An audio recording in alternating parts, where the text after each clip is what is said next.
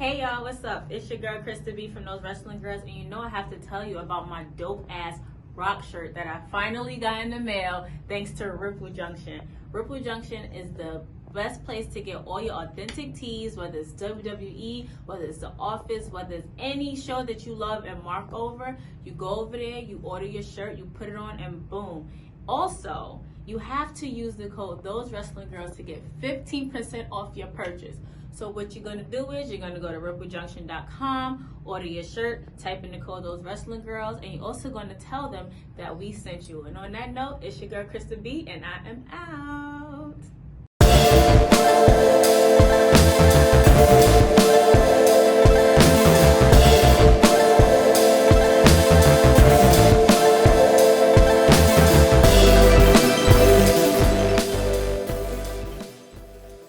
Hey everybody, what's up? We're back. It's Those Wrestling Girls. It's your girl Krista B and Queen PR. And today we have a really, really special, dope, fun episode. We see that you guys are enjoying our guests because we just keep hitting you with surprises. We really do. And we figure this is like the most opportune time to have this guest on because unfortunately she was a part of those unnecessary releases within WWE, which got us all upset. And we just wanted to check in with her to see how she's doing. Yes. See, what's next for her, because sometimes, although we feel like it needs to be, WWE is not the end all be all. Right. So we have a special guest. We would like to welcome Miss Chelsea Green. Welcome. Guys, thank you so much for having me. Thank you for being We are so happy to have you. And you stand for everything Those Wrestling Girls are about. Because of course, yes, you're a wrestler, but you're ambitious, you're determined, and I have been watching you the last 6 months and just been so impressed. It's so much. Person LBP on you. Thank you guys so much. Honestly, it's been such a whirlwind the past couple months, and I think I surprised myself too by how much I was just okay, let's go. Let's just hit the ground running and let's not look back and be sad and have a pity party. I definitely thought I was gonna have a cry, and I just didn't.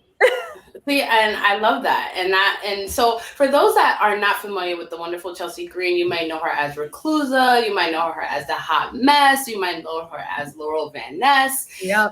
She's literally wrestled almost everywhere. And what really impressed me a lot was you said in a recent interview, and I know you've been doing a lot of interviews since your career change, you want to be the hottest free agent in wrestling. And that spoke to me yes, bitch, yes. You're going to be the hottest free.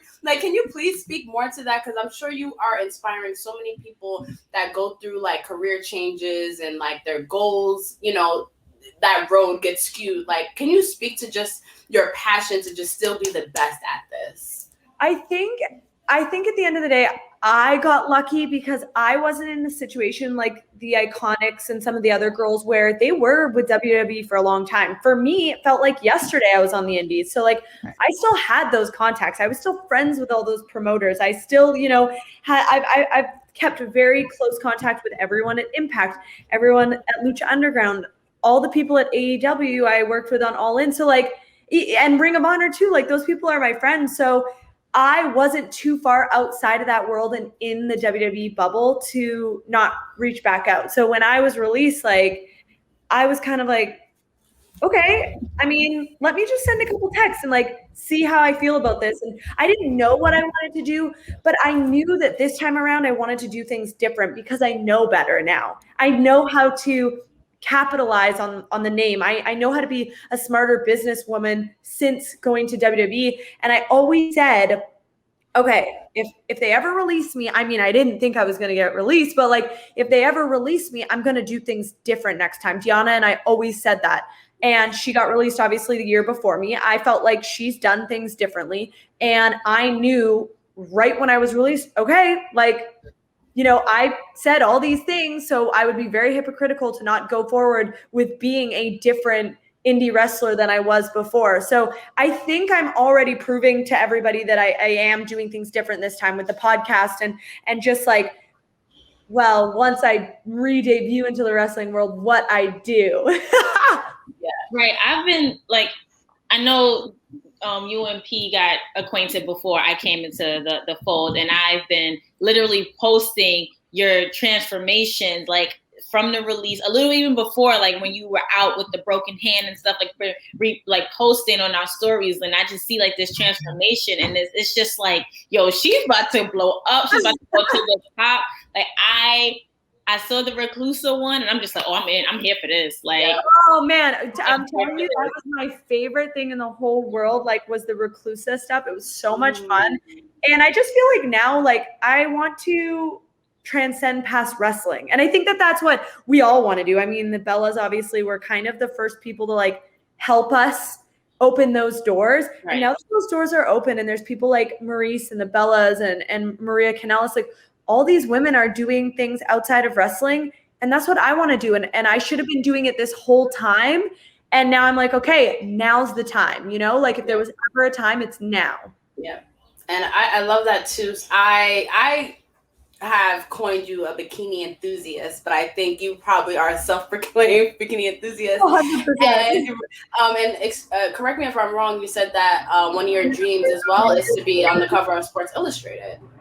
Yes. I mean, honestly, I'm like an advocate for body confidence and just like, if you think you got it, I don't care what you have or don't have. If you think you got something, show it off. Like, you know what I mean? I don't care if you are a twig, if you have the most athletic body, if you have the curviest body. Like, I just feel like everybody should be happy with what they have or embrace what they have. And that's what I love about now magazines that are showing off women's bodies and all types.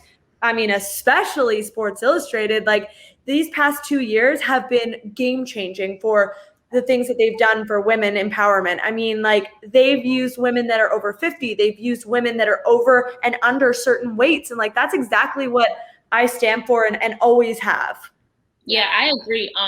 I've said this before. When I was in grad school, my thesis paper was on body shaming within wrestling, and Diana was one of the first people I reached out to, and she was talking to me about how they would make fun of her arms because she's so muscular, and how like, and it's crazy to me. Like I reached out to another person in sports who they also said like her arms, because she was on a rowing team in college, her arms, and then I have come across people who were bulimic because they had to be, you know, a certain size, or they was suffering from anorexia because they had to be a certain size. And then to see how Sports Illustrated and all these other sports outlets are embracing women just as we are. Like, I also work in media, and I love seeing Lizzo post on Instagram. Like Lizzo. And I hate the fact that it's times where social media can be so mean. Like, they always have an opinion about something. She's confident in herself. She doesn't care, you know, what she looks like, because she knows she's beautiful. And it's like 1 minute she's in a bikini just killing it, next minute she's exercising, and then everybody is just have these opinions. So for us to have news outlets or other big outlets stand behind us on women and accepting our bodies is such a powerful thing. So I totally agree. And like for you, it's Lizzo. For me, it was always Serena and Venus. Like, like those are two women that like have been body shamed since before we called it body shaming. Right. And I'll net, my grandma is a huge tennis fan and was always a fan of them. And I just like will never forget some of the things that she told me people were saying about their bodies. And it just disgusts me. So if I understand that people might be like, yeah, but you're just saying that because you have a six-pack or this and that, right? But like we all go through certain things. We all have issues with confidence, and we all have certain parts of our body that we don't like. And especially in this industry, people like to give their opinion on your body. And it's not always your body. Like for me, it's people don't necessarily comment on my body, they comment on my face. And it's the same thing. It is shaming, right? Like I don't stand for it. And I want people to feel confident. And I feel like I'm so proud of like people like Diana, who are just like she doesn't give she posts what she wants to post. And like that's why she's my friend, you know? True. Yeah, and we're huge fans of Deanna Purrazzo as well.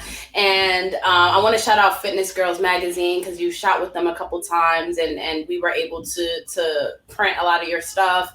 They did FaceTime photos. Yes, and they always come out lovely. But I think what inspires me the most about your shoots is one, because I know how much, like, everything you do, and you can correct me if I'm wrong, Chelsea, is a stepping stone to that bigger goal. And that is something that I, can like super relate to. So you're like, I'm not just posting bikini pics to post bikini pics. I'm posting bikini pics because, one day it's going to get here, and then I'm inspiring other people to do the same.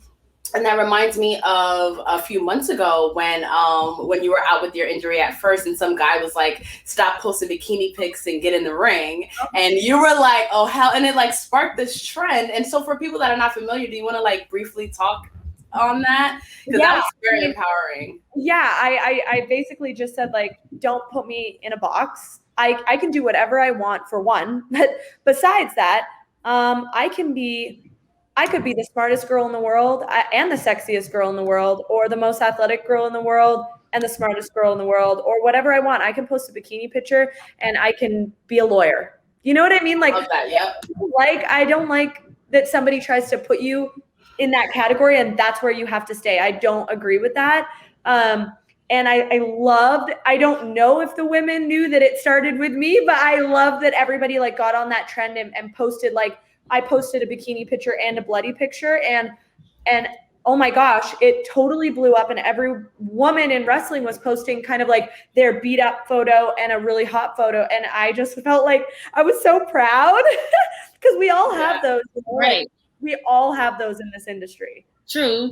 Like, it goes back to like when you were younger, I remember when I was young, I wanted to get tattoos, and my mom was just like, no, it's so unprofessional. You won't be able to get a job. You won't this, that, and third. God rest her soul now. And then I would go and see, it was like a trend on social media, like all these people would have tattoos, like sleeves and necks and stuff, and they're doctors, lawyers, judges. And I'm just like, your tattoos don't equate to, they don't define, they don't equate to the level of work you can do. They don't do any of that. So, and like I said, Twitter trolls are the worst. They really are. Everywhere on social media, but Twitter trolls are the absolute something else. They really are. And it's like, I think when we look at our parents and our grandparents, okay, they came from a different time. I try to give my grandma a little bit of grace because she says the same things. She says things that are just like not current, and I try to teach her. But they live in a different land, right? 20, 30 years ago. But I can't use that excuse for the Twitter trolls because they are our generation. Up to date, yep. And that's the issue, is like the fact that they can hide behind the screen and say everything that they want to say when it's a time when like we're so body positive and we're so about equality in whatever it is, race, gender, like things are moving in this positive direction, and yet people are still like trying to pull us back on Twitter. It's horrible. Disgusting. Speaking of body positive and equality within, I want to just touch on, because, and this is not just within WWE, I feel like this is kind of everywhere now when it comes down to women in wrestling, especially like women of color. I just want to hear how you feel about it, like, because it's like 1 minute every woman is seen equal, like everybody's getting a chance, everybody's climbing that ladder to get that brass ring, and then the next minute you have the prototypes who are the only ones who are being seen, only ones being heard, getting TV time, or getting more than 2 minute matches. Since I don't even know why we got back to squash matches, but I just want to hear your take on it. Like, how do you feel about how the women started off up here and I was like going back down? I kind of feel like we're going like this, right? And this has just been happening ever since like the Give Divas a Chance and like the women's evolution. Like, I feel like just when something very positive happens, like women main eventing, we just see a decline, and then all of a sudden we get this incline where they're like, yay, here you go, women, you should be happy. And it's like, but I don't see how we should be happy when two people are rewarded this amazing thing But like for the past, 4, 8, 12 weeks, we've only seen one women's match a show. Right. I think that's kind of the issue. And unfortunately, it goes in waves, and someone stands up for the women like Carmella did for WrestleMania. And then we see a little bit of a change, and then they forget again. And then we see a bit of a change. And unfortunately, I don't know what we need to do to make that change permanent. I'm not sure. Is it more women in power in the workplace? I don't know. Like, it seems like that's what we need to do. But unfortunately, this is just such a male-dominated business that it's hard to even get to that place. Right. I do have this theory though, like when everyone's non-compete clause ends, because the group of women that were released at the same time are like really good women, like including yourself and like Ruby Riott and like the Iconics. So I have like this weird feeling, and maybe it's just like wishful thinking, that once their non-compete ends, that we're gonna see, and again, WWE is not the end all be all. I feel like that's when we're really going to see things. You see what Maria Kanellis is doing. Deonna Purrazzo, she retained again, for her championship, and like even AEW is doing a lot of things. So like, and Mickey I James. do, right? Yeah. And Mickey James with the NWA show. So I do have a good feeling about it. Krista B and I grew up on WWE, and we are learning ourselves that it's not the end all be all. I'm just addicted to like I'm like, oh, when is Red Velvet coming out? Right. Oh gosh. Okay, I haven't met Red Velvet yet, but I love her outfit. I think she's such a star. I think she is going to be like the next top girl. Like, Yeah, I really do. I think she's awesome. But yes, I agree. I was actually just talking about this with some of the Barstool guys. I really think that this summer and moving forward, we're gonna see a boom in pro wrestling. And it's going to be so awesome, because not everyone, like not everyone is going to go to the same place. And there's so many good people that were released that we're going to see those good people disperse and elevate all the companies. And like, how exciting is that? I agree. And I love that now there's more promotions and stuff out now, because after the takeover, like when Vince McMahon was just like, I'm taking over this territory, that territory, that territory. And then after like the whole fall of WCW and ECW, all we had was WWE. And at that time, it was good product because one, we didn't know any better. We didn't know, like, and as we went back, like, wait a minute. But then at the same time, like, they were giving us what we want at the time. We wanted to see the men more so than the women. It was fun to see the women in those ways and as those attractions. Yes. But like things get old, things become more, other things become new. We evolve. Yeah, we evolve. And it's just like, I feel like the creative aspect behind it, we all know who's writing, we all know who's back there. They don't want to evolve and change. They just want to keep it. And I always say, like, our dollars matter within wrestling. If we stop putting into them, they're going to have to start listening to us. Right. Agreed. And I mean, we saw that on Twitter with like the hashtags and stuff, right? Like, and we saw it with hashtag Banks versus Belair. Like, that worked. That is why they main evented, because we all did that. We all stood up and we said what we wanted to see. And I mean, at the end of the day, competition for wrestling is great. Yep. That competition against WWE is great for everyone. It's great for WWE. It's great for everyone else. So I just really think that we're heading in a great direction for pro wrestling. I agree. So I've been a Chelsea Green mark, let's put it that way.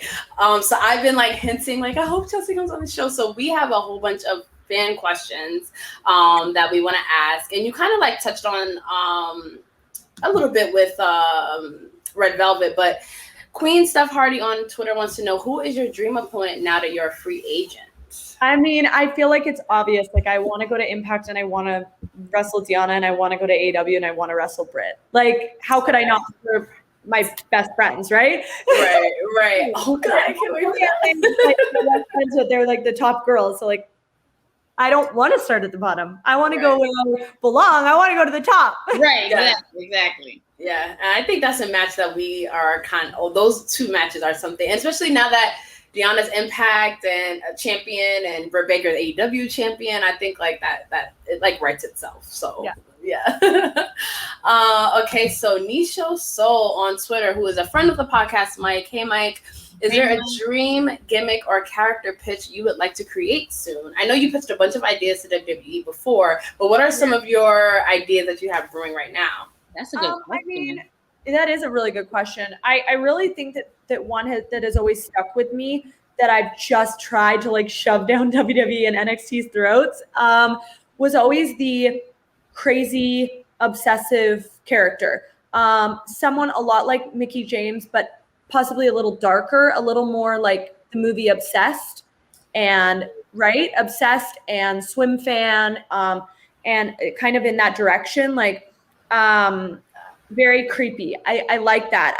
For me, character work is my thing. So I just want to do something that shows my character work and my mic skills as opposed to my wrestling skills. So I mean, I don't know why I'm not just an actress. I don't know why I'm wrestling. and it's funny because you're so good at it. Like I was telling Krista B, like I didn't watch a lot of the promotions that you were in before. I literally watched your career through social media, and I would just see these clips of the hot mess, and I would just be like, how the hell did they not capitalize on this girl? Like the talent, wrestling ability aside, I'm like, she could literally do what Alexa Bliss is doing easy right now. Like she could easily do.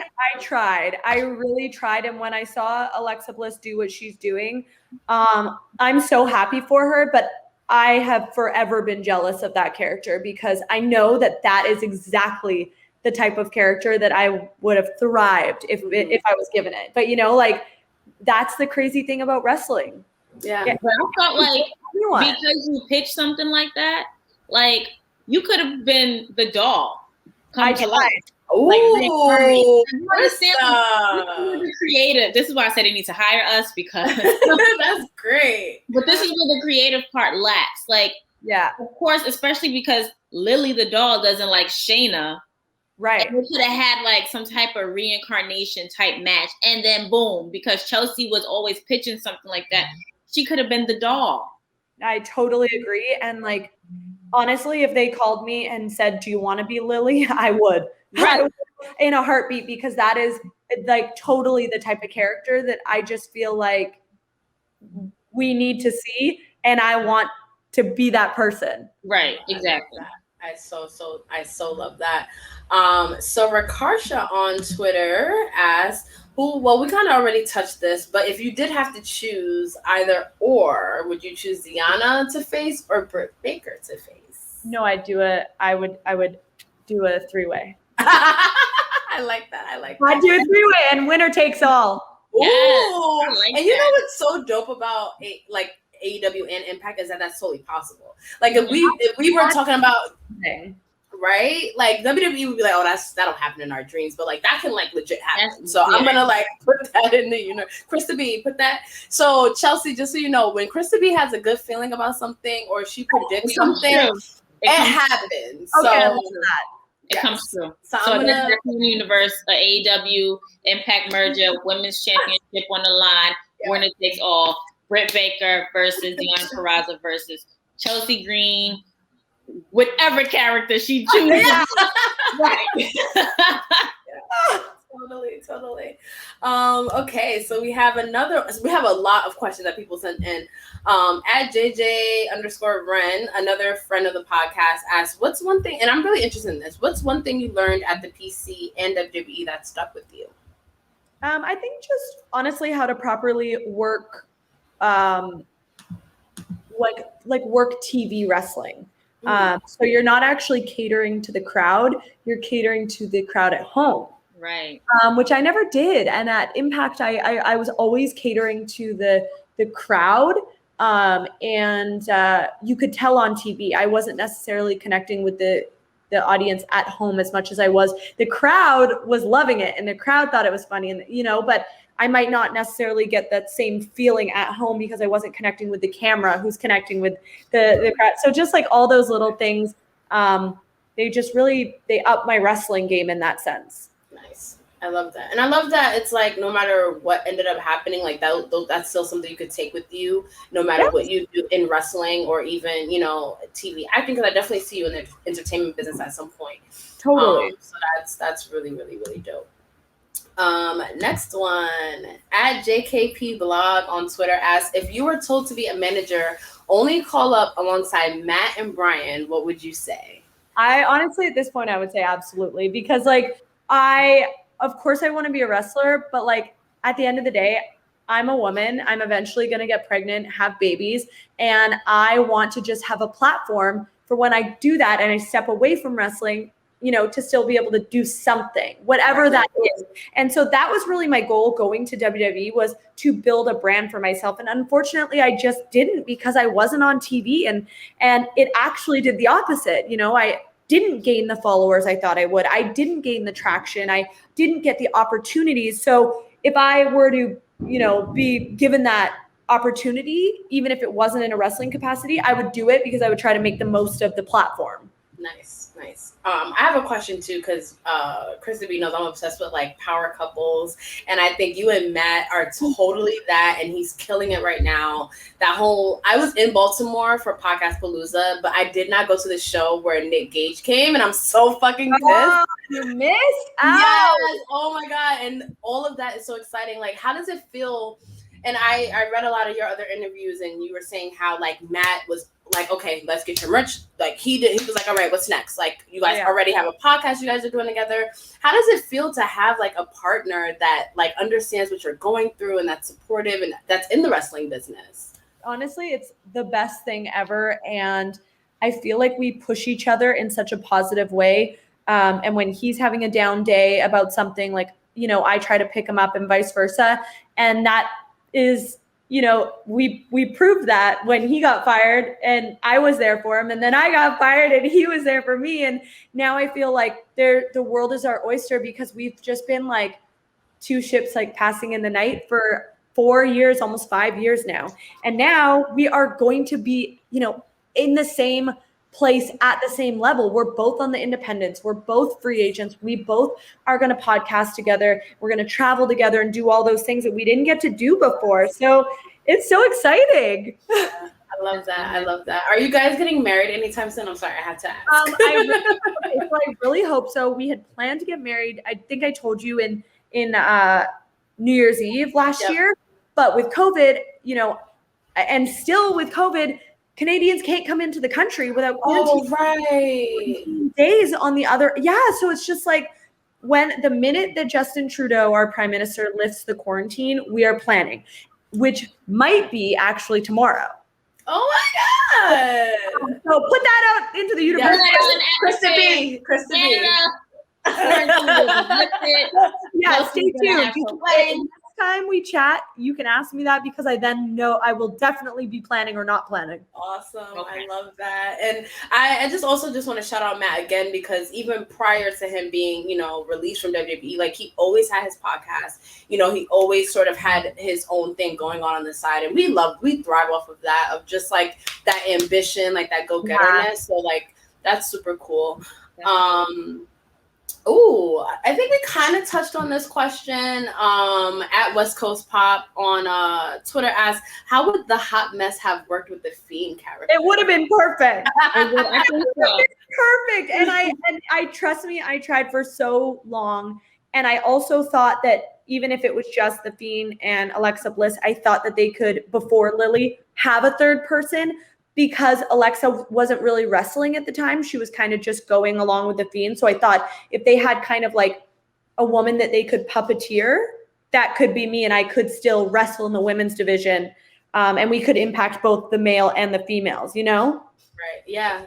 You know what I think is cool though, Chelsea, just hearing you talk about it, is like, if I was a promoter in another promotion or like a talent scout, like I would literally be like, Chelsea, come to my office. I'm picking your brain for an hour, and we're gonna make this shit like pop. And that could be happening. I don't know. But I do feel like people definitely have faith in me, and I'm very thankful for that.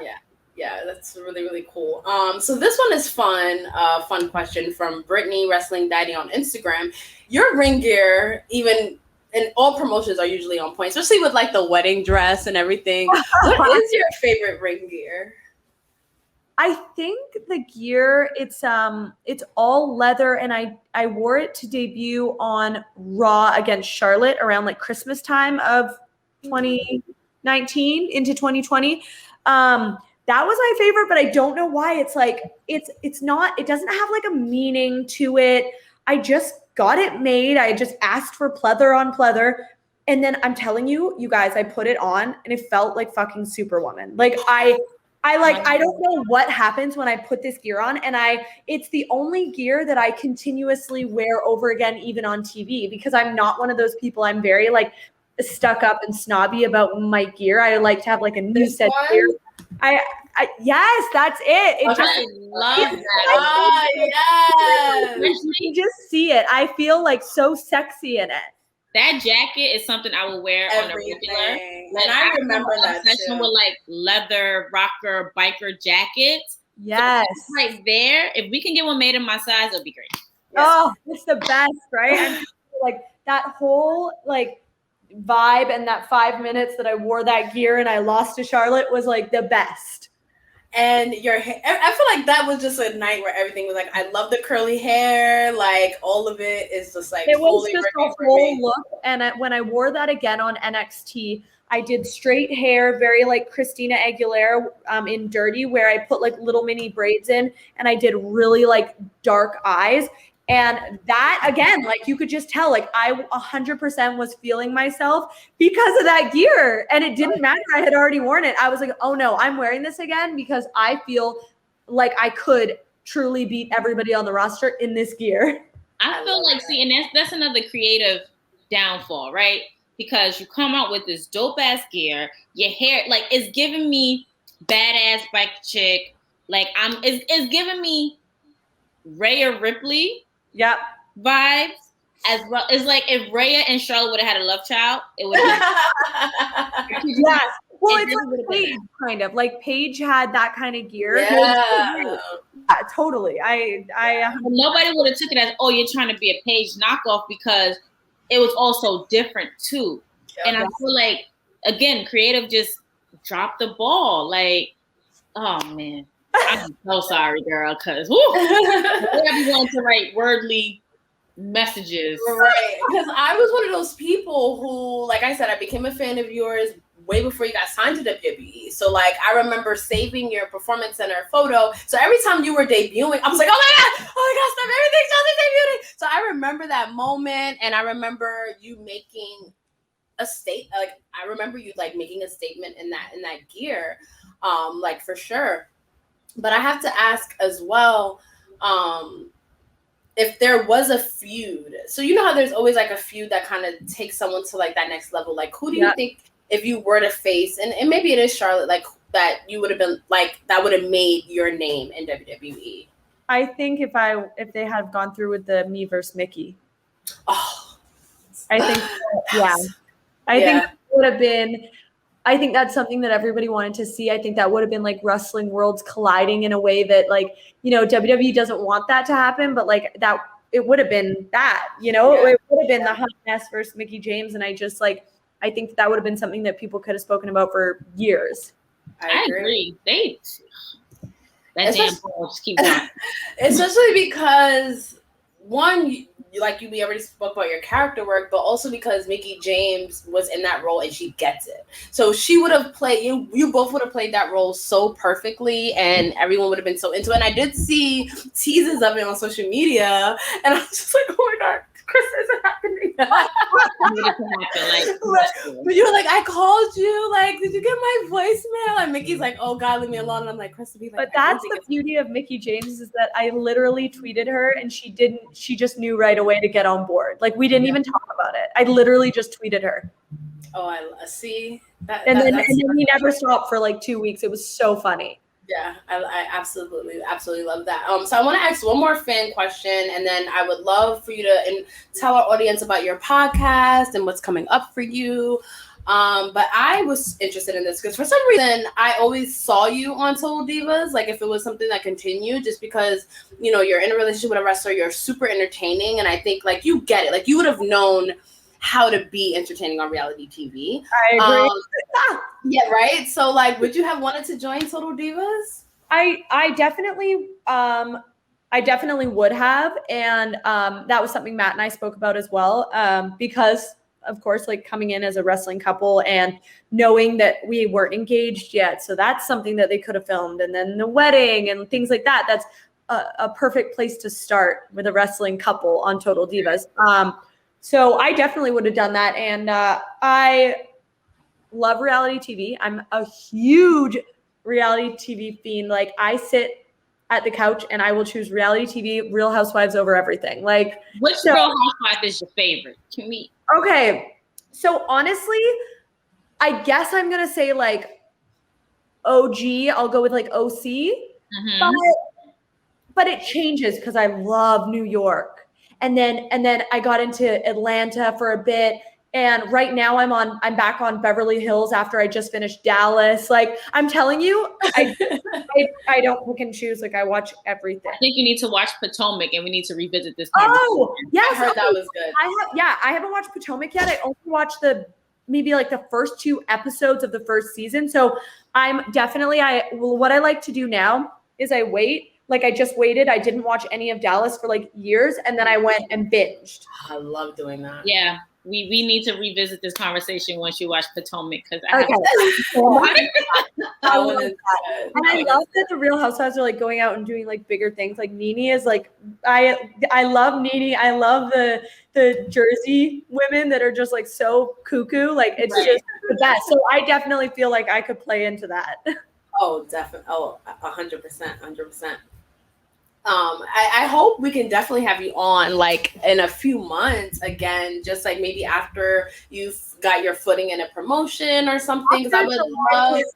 Then we'll talk again and we can discuss all the things that I was keeping from you guys. Yeah. Oh, so Chelsea's like, I have. It's being confirmed right now. There will be a part 2 with Chelsea Green. Okay, part 2. Really a part 2. Great. Yes. So I did have, I know I said one last question before you promote your podcast, which is hilarious, by the way, and very relatable. Thanks. What advice, and I kind of touched on it, but what advice do you have to give someone? Because I think with 2020 and even with Krista B and our personal, we've had super ups and downs, like where, we think we're on one path and then something is just like, yep. What advice do you give, young professional women like us because the way you've been able to just keep it going, like what advice do you have? Even if people are not in the wrestling world, what advice do you give to them? It's funny because a lot of people have been asking me that this year. So I think I've like nailed down my answer because, there's so much that like I want to say, but at the end of the day, I think like the main thing is, and so many people have contributed to this answer, is like, okay, set a goal for yourself, but don't set the path to get to that goal.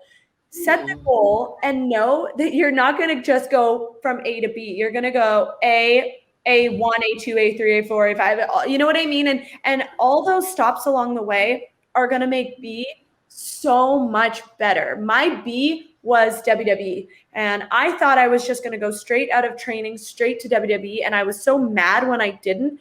And looking back, I'm like, what was I thinking?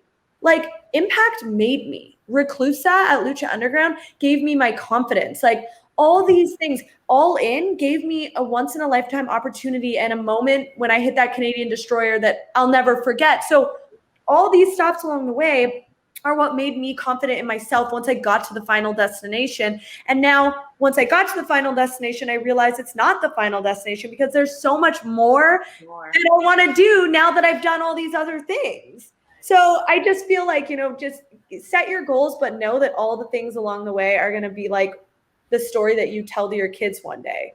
And that's the best part. I love that. I really do. I really do. So please. Oh, you want to go ahead? No, I feel like we were probably on the same wave anyway. I was just going to say, let us know about this podcast. Pete usually tells me about every podcast I should listen to, but she didn't tell me about this one. It's so many. Like, I barely can keep up. And I agree. Like, there's so many friggin' podcasts out there. And I'm trying to get in or try to get in right before it gets to a point where it's like, okay, we don't have time to listen to another podcast. Like, we don't have time to read another blog or watch another vlog.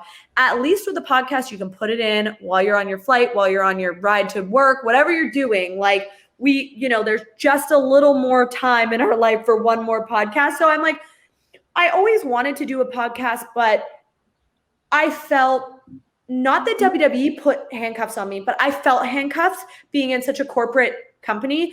I want to be able to swear, and I want to be able to tell stories about whatever it is, like the one time that, I partied and ended up in a ditch or whatever it is, like something ridiculous. You know what I mean? Like I don't want to get in trouble for that. So Right.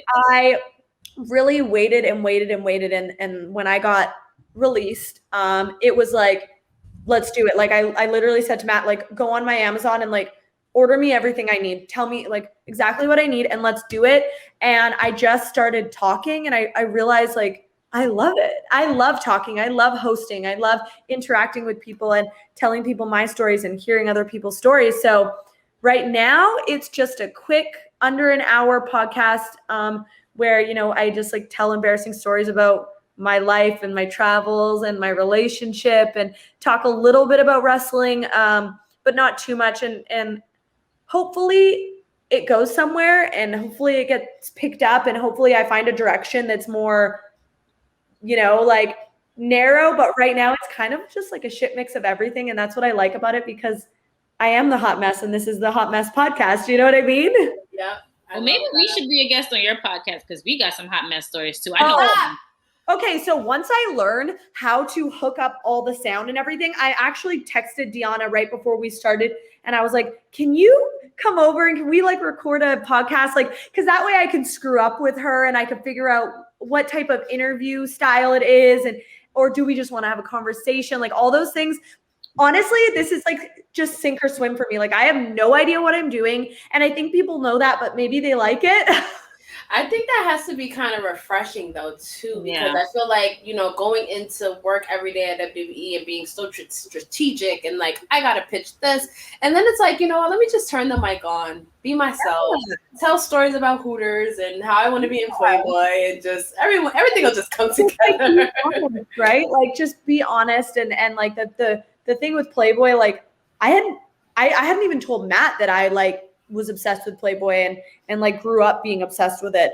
My family knows that, my sister knows that, my dad knows that, but like Matt didn't even know that. So when I was talking about it just opens up all these like funny conversations that even Matt and I can have, and things have come out of this podcast that I didn't expect could ever come out of a podcast that nobody listens to, I feel like that was the kind of like the same story with me and P. Like she's real, the strategic one, got it.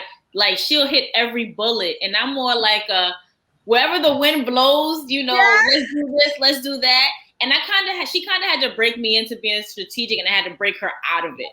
Yeah. Yes, So right. it was just Find this like perfect happy medium. Right, exactly. So now it's just people like, hey, do you want to do this? And I'm like, girl, we got it. This, that. And I'm like, what? Screw it. Let's do this. Let's do it this way. I love that, and that's like the way it should be, right? And that's also like. You guys have such an amazing partnership. That is why I didn't have a partner. I wanted to do something on my own and just have it just me. Like I definitely debated it and Deanna and I talked about it, but I was like, you know what? Just for now, I need to start it. I need to do it myself. I need to figure out who I am without WWE and outside of wrestling. And then we'll go ahead and we'll ease into doing it with some. And now I'm starting a podcast with Matt about theme parks called Major Land. So I am easing into the co-hosting. That podcast is more of like Matt making fun of me, but that's okay. But you have your episodes where, you make fun of him too. So yeah. I love it. I do have one more question. And Krista, if you have the last one, is your relationship with dirt sheets? Because when I thought about the Playboy thing and even like the publication I write for, we're a tabloid. Like, let's be upfront about that. But press is press.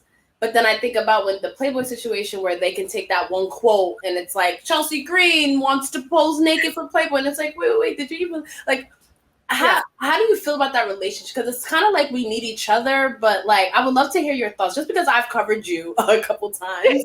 What are your thoughts on that? So I do think like, I would say almost all press is good press to an extent. Like I had a couple things happen this year that was definitely so negative and so like kind of traumatizing. But when it's things like that, I don't mind it. I do have to remind myself a lot. And this isn't just with like tabloids or press. This is also with Twitter followers. I'm telling you I'm going to be open. I'm telling you nothing's off limits. I'm telling you I want to be in Playboy. So I can't get mad when that's misconstrued. And I can't get mad when someone tweets at me like, when are you going to be in Playboy? Like, I want to see you in Playboy. And I get creeped out. Like, I have to remember, like, I put that on myself, and there's a certain level of like, okay, Chelsea, if you don't want that, you have to hold back. I'm just not a person who holds back, and neither is Matt. And so sometimes like shitty things come from it, but 99% of the time it's okay. And I'm happy with it. And I like to lean into that. But I feel like because you put something out there, because you're so open and so unapologetic about it, that still does not give reason for, I know, right, pun? That still doesn't give reasons for people to be creeps or be, like. It's a fine line, right? Yeah, it's a fine line. There's so many people that don't know that fine line, or their mother didn't teach them that fine line. Right. And that's the weird thing, right? Like, but also, again, I have to remember, like, trust me, every time I've replied to something like that, nothing good comes of it. Nothing. And you know what? I still do. I still reply. I replied like not that long ago. Like, I can't help it. Sometimes I do, but I just try so hard to remind myself, like, it's not worth it. I would rather ignore this person and have this person think I ignored them and didn't see it than give them any credit. Right. Because they like that. Even when you block them, the block button is real. But then they take pride of that, and they'll put, like, I've gone, like, we have our trolls too, like where their profile bio will be like block, like, you're proud of it, like that you harass someone so much that they had to block you. You're proud of that. It's like ridiculous. I know it's really tough. Like, I have a lot of people that come up to me like at the indie shows and are like, "Oh, you blocked me," and I'm thinking like, yeah, but what did you say? Right. I don't just block people for fun on a random Tuesday. Do you know what I mean? Yeah. 100%. 100%. Well, Chelsea, we want to say thank you for being a part of Those Wrestling Girls. You're officially honorary Those Wrestling Girls after this. Yes.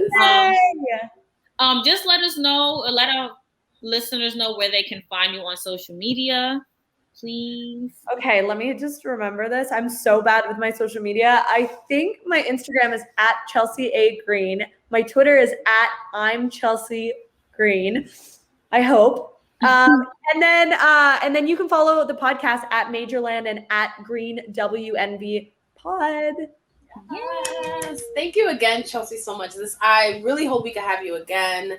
And we also hope that this opens up the door for other, females in wrestling to join the show, because we really want to be a platform, not just to talk shit about WWE, but like we want to be a platform for women in wrestling, period, that are doing their thing. And, we have a very passionate fan base for women's wrestling. And when we normally don't announce when we have a guest, we like to just drop the episode. But because we've like been so supportive of you, we were like, you know what, let's give our listeners a chance to ask their questions and be a part of this episode. So again, thank you so much. You guys, thank you so much for having me, and we will promise everyone we'll do a part 2 after July 14th. We'll do a part 2. We'll update each other on everything. That sounds amazing. And on that note, it's your girl Krista B and Queen PR with the lovely Chelsea Green, and we are out. Bye.